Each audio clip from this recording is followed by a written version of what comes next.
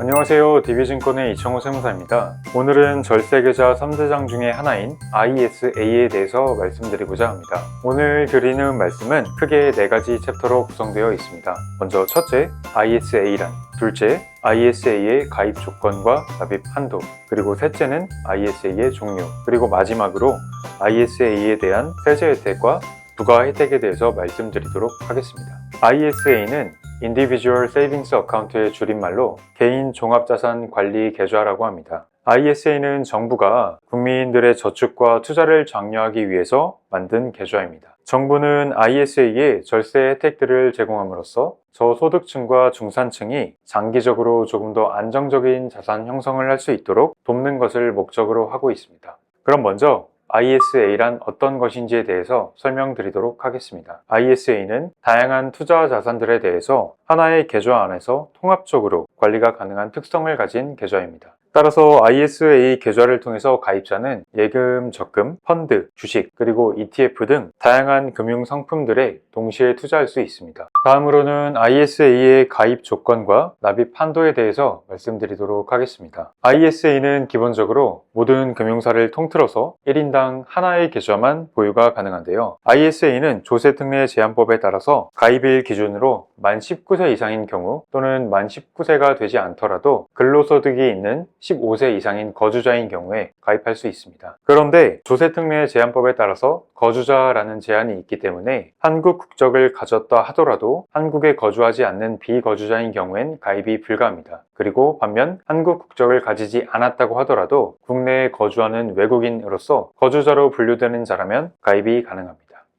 또한 ISA는 저소득층과 중산층을 위해서 만들어진 목적적 상품이기 때문에 이자와 배당소득을 합한 금융소득이 2천만 원을 초과하는 금융소득 종합과세 대상자인 경우에는 가입이 제한됩니다. 그리고 ISA 계좌는 매년 2천만 원까지 최대 1억 원까지 납입하는 것이 가능한데요. 매년 2천만 원보다 적게 납입한 경우에는 미치지 못하는 한도에 대해서는 다음 연도 2월에서 적용받으실 수 있습니다.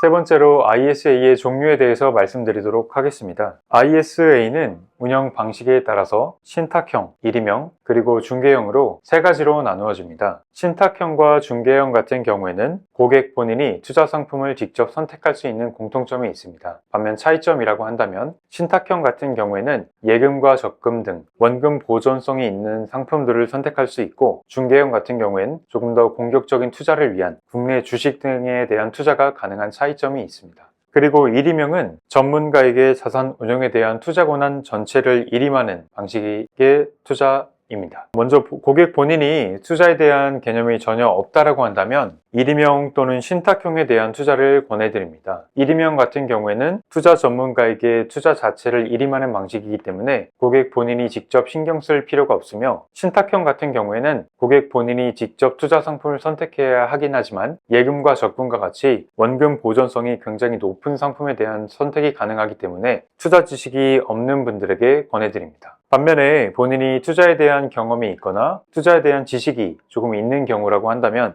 중개형을 선택해서 고객 본인이 직접 조금 더 공격적인 방식으로 본인의 자산을 운영하는 것을 권해드립니다.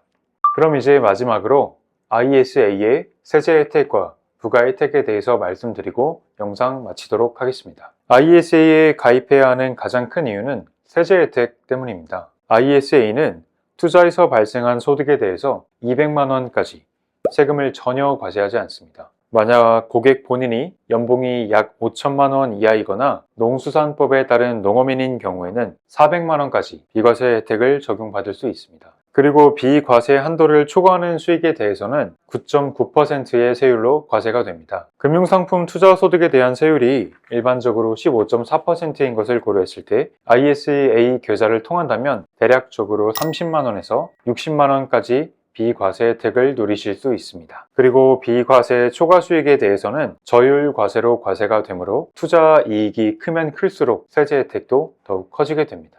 그리고 ISA에는 세제 혜택 말고 또 다른 부가 혜택이 있습니다. 바로 손익 통산입니다. ISA를 통해서 만약 국내 주식 투자에서 손실이 난 경우엔 해당 손실 금액을 다른 금융상품에서 발생한 수익에서 차감할 수가 있습니다. 일반 계좌를 통해서 발생한 국내 주식 투자 손실은 다른 금융상품 수익에서 차감할 수 없는 점을 고려했을 때 이 역시 굉장히 큰 혜택이라고 볼 수 있습니다. 앞서 말씀드린 내용으로 실제 투자 시에 발생할 수 있는 사례로 계산한 내용을 보시면 다음 자료와 같습니다. 자료의 계산에서 알 수 있듯이 적극적으로 투자하는 투자자인 경우일수록 ISA를 통해서 얻을 수 있는 절세 혜택과 부가 혜택은 더 커지게 됩니다. 따라서 ISA 계좌 개설은 재테크를 위한 필수 사항이라고 볼 수 있습니다.